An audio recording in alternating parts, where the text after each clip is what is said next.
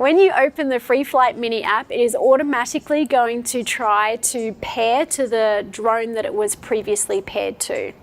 Or if you've never opened Free Flight Mini before, it will try and pair to the closest drone. Now, initially I said that you need to write a name on the drone itself and write a name on the tablet and change the name of your drone. So hopefully it's already paired and it's ready to go and everything is nicely linked. So as you look at the tablet, when you have Free Flight Mini open, in the top left-hand corner, the first thing that you will see is the name of the drone that it's pairing to. Now, when it has actually paired, you'll see a green dot next to that. And you'll also know on the drone itself, while it's trying to pair, its lights are flashing green.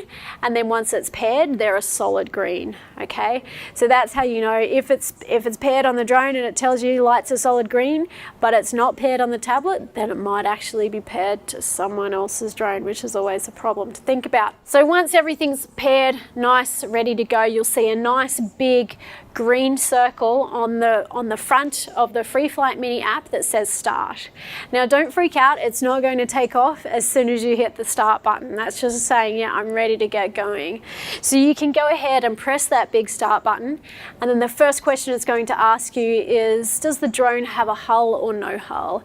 And if you're flying with these prop guards, the little protectors around the propellers on it, you need to click that it does have the hull there. So you can go through, and then the next stage you see the controls. All right, so a couple of things to bring your attention to. Down the bottom of the screen, there is a big button that says takeoff. Okay, so bring people's attention to the fact that there's a big takeoff button there, but say don't take off, okay? Because the second you press that, it will actually take off this time, all right? So just be aware that that's where it is. And once you have taken off, that button is going to change to the land button, okay? So anytime that they're ready to land, you press that and the drone's going to come down. Okay, so before we're ready to take off, a couple of other things you need to be aware of on the screen. Down at the bottom right-hand corner is the battery level. Now, I always like to make sure that my drones are on the ground by 25%. So this isn't just with these small drones, these are with all the drones that I fly for my own work. Okay, so 25% keeps the battery at a safe level, and that is also going to make sure that we really invest in our batteries. We want them available for a long period of time, so we really want to take care of them. So keeping them above that safe level is going to make sure that we do that. So all drones on the ground by 25%. Now this is really the co-pilot's job to keep an eye on that battery, because the pilot will be flying the drone and not looking down at that tablet. So you should have a co-pilot standing next to your pilot, talking to them at all times, saying, you're at 90%, you've got heaps of time, take it easy. You're down at 80%, you've still got plenty of time, no stress, all good. When you sort of get down to the 40% level, yeah, maybe it's time to think about coming home. You're at 30%, you probably should land now. Excellent, you're on the ground by 25%. So you've got that constant chatter between your co-pilot and the pilot, letting each other know what's going on in the feedback, particularly about keeping that battery level safe. Now then you'll also see two big circles in the middle of the app. Okay, these are actually what controls the drone.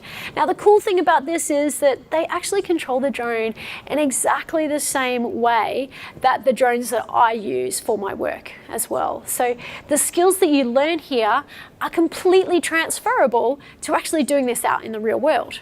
Now here's the way it works. Your right hand. I like to coach this where we just work with one hand at a time. So we work with our thumbs. So our right thumb controls that circle on the right hand side of the application.